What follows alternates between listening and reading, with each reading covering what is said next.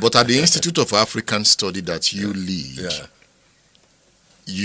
there is a work going on, future of narratives. Oh, yeah. Okay. Huh? Mhm. Tell me about that. Okay.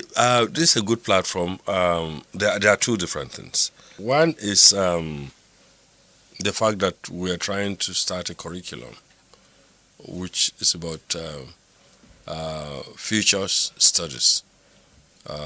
We have an array of courses which a lot of people from Nigeria and abroad have been subscribing to. Don't forget we are basically the oldest on the continent, established 1962 by one statesman and one scholar. The statesman was again the Osagefo, the late Dr. Kwame Nkrumah, and the scholar was our revered historian, uh, the father of the Ibadan School of History, Kenneth Owukadike, who sat together in Accra and then conceptualized the idea of African studies as departments and the rest. But luckily we started a few months before Ghana. I think they started the next year, or a few months after. But I mean, the great brothers and sisters were in this together. But then the initial aspect of our work was basically research. By the mid 76, we started again the flagship postgraduate program on the University of Ibadan campus, and since then we've been producing masters and then PhD. At the present, we have about 10 units within the institute itself, which includes anthropology, African visual arts, African music, cultural studies, diaspora and transnational studies, gender studies. Of course, we have history, we have traditional African medicine, and transformation studies. About 10 altogether. But what we are also moving on to do now, to tie everything together, we think in light of global developments, without negating our own roots, how are we going to be global players in the age of new media? How are we going to be global players in the age of artificial intelligence? So we are bringing in futures in everything we are doing now. And we are discussing, there will be a seminar, I think tentatively for 16th of April. It's a Wednesday, during which we'll be debating this. As a habit, in our curriculum making, we invite students because they are going to be the future users. And even after that, once we form it, we go to industry and we'll get to you. We want them to assess. So it's a critique, and we send abroad to our colleagues abroad. So it's a critique from the end users, and it's no longer a professor sitting down and imagining this is going to be the future of our curriculum. No, it's us coming from bottom up. This is the approach. So this is going to be the futures. Now, but in terms of my own personal research, now I've always been fascinated by futures, from childhood. The academic conversation of futures, I got acquainted to it rather late, and that was about the 90s. It was in the 90s that I got to even know about it as a standard. And I wasn't disappointed in my own imaginings. So futures, for instance, the Christian Bible revelation is still some kind of futures, an imagined future.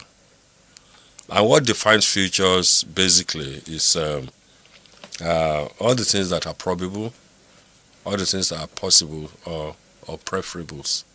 Those PPP, as defined by not lie. But you can come into it from different perspectives. Even the Babalawo, the diviner, is practicing some kind of futures because he casts his Okpele and he reads the formation in relation to the Odu, in which case by going through the Odu is going through narrative structures and looking for patterns and recurrences. So when, as scholars like Tunde Adegbola have shown very clearly, when he looks at the Odu and he's musing to himself, he's trying to remember and recall, speaking to himself on these recurrence patterns. So based on those probables, he moves to possibles, and from those possibles, he moves to preferables, which is why the whole issue of sacrifice sometimes becomes necessary in the process of ritual divination. And it's an old method, but people don't know and have an idea of how it works. So they portray it as funny things on Nollywood, and it becomes the only way by which people assess it. We see it totally differently. We take offer and incantations as coded speeches, and we try to do the analysis, try to know what, like the hieroglyphics, is the phonics of the glyphs, So once you put them apart, you begin to see what they mean. So they are the language of ancients, and if you want to do it, you do it with patience. You don't come with the arrogance of foreign religion. So incantation can be science? It is not just that it can be science, it is science. It is science. It is data. Algorithm is part of it, because it's bringing in sequences and patterns and all of that. It's in it. So incantations of the past attracted some level of spiritual power. Well, can we reenact that through this coding? My interesting thing about the spirituality of it, I'm not sure is the way we talk about spirituality. The spirituality we're talking here is about maybe temperance that may come. Let me give you an example. I'm doing this research at this point when Mama was alive, Susan Wenger, and I needed to understudy what do the diets, how do we determine the diets of the deities? So what does Osun eat? Who decided this is what Osun should eat?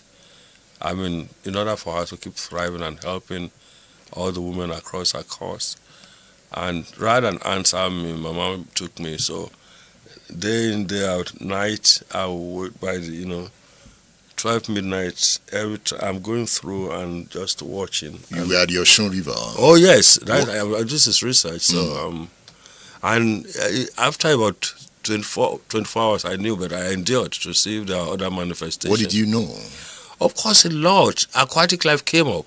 So you understood what it would need, because you saw the natural items that fishes would come to the bank and snap at. Is Osun a fish? Well, Osun is not a fish, but you know that the fish, for instance, is an embodiment of part of its Osun's gift to you and me. And so who is Osun? Osun is nature, a knowledge of nature in watery presences. It's not personified? Well, it's sometimes personified in the sense of its devotees. But all the Yoruba, divinities themselves are only manifestations of nature acknowledgement. So Ogun, for instance, is an acknowledgement of metal and iron, and all the features that preserve iron are the things that will constitute its diet. So is Shango and all of its energy in electrostatic trap, etc., etc. And watch it. I mean, until we start giving this kind of cultural material explanations to them, we lose their essence, and it gives the impression that our ancestors had done nothing. The kinds of thing that King Shango was doing in his laboratory, is the kind of thing. Everybody that's experimented with electrostatic trap, their laboratories eventually get burnt. Which Shango something got burnt, and they're giving us funny stories. People go to the Osun River to seek power, right? Well, or to seek energy. I think it's a space for energy and temperance. What kind of energy? If you're there, you are calmer. You're calmer? Yeah, you are calmer because the vegetation is right. What energy seeped into you when you were there? The energy of calmness. You were calmer? Yeah. Did you come out more brilliant? I'm not sure it's a magic. I think it's a condition of the best context for your materiality, for calming down a person. You By know. land, women could go there to ask Osun for babies. That's quite interesting. It will be interesting to know if there are herbs that's flown downstream that helps fertility. It will be interesting to know. So this is the kind of thing that we have a duty to, and this is the kind of thing that we shouldn't allow mining companies to do. I mean, just be honest about this. If there was a site for Christians or Muslims, would they allow those irresponsible mining? What are they looking for? Mining, all the money they have to block the road, and is it the same kind of interesting elite that have driven Nigeria into this kind of condition?